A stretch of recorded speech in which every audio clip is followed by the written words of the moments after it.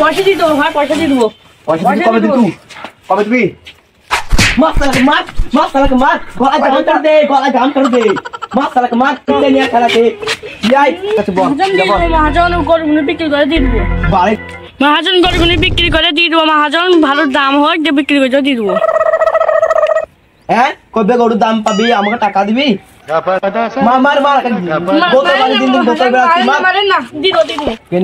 বাড়ি করার টাইমে মনে ছিল না তোর? নতুন পাকা বাড়িতে বাস করবা, টাকা দিতে মনে থাকে না? বাড়ি করার টাইমে তো টাকা গুনে রেখলি স্তূপ দিয়ে, টাকাটা ফের পানি দিয়ে। আর দুদিন টাইম দেন দিয়ে দেবো। অনেকদিন দিয়ে দেবো মহাজন। আহা বুঝছিস কেন? এতগুলো টাকা তোকে তো একবারে দিতে হবে না, নাহলে তাহলে সুদ তো দিত। তুই কথা আমি আসলে চাইছি না, 5 লাখ টাকা সুদ হচ্ছে, সুদটা তো দিত। আমাকে দুদিন টাইম দেন।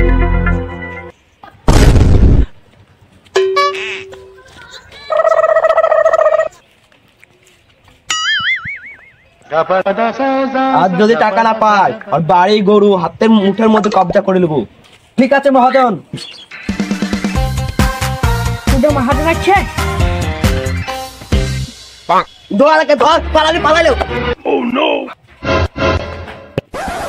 কোথায় যাচ্ছ বাছা ধন? ভুল হয়ে গেছি, আমি যাচ্ছি। মহাজন মালটা ছোট্টি মাছা আমাকে যে দেখে তে পালায় বাচ্চা। গরু বিক্রি করেছে, এখন টাকা পাইনি। দুটো গরুতে কি হবে? দাদা বাড়ির দোল টোলে দাদা এই ভুজ কুমড়ো দিন নুন খেলে হবে, একটু গরু গরু খুলকা যা জায়গা দোল দিয়ে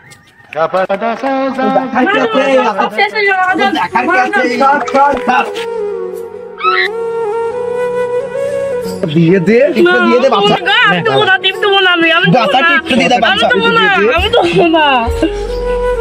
বাচ্চা, বাচ্চা টিপতে দে।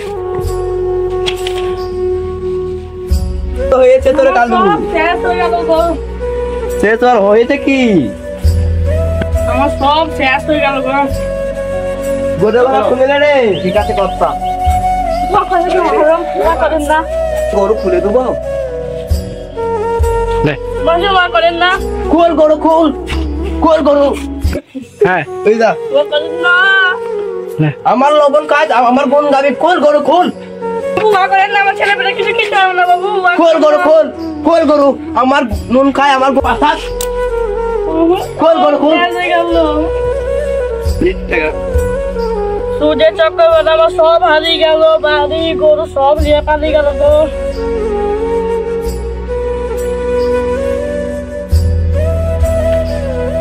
সুদের টাইমে জামাই আদর করে সুদ দিচ্ছিল তো। কে জানি তো সুদ রা হয়ে যাবে।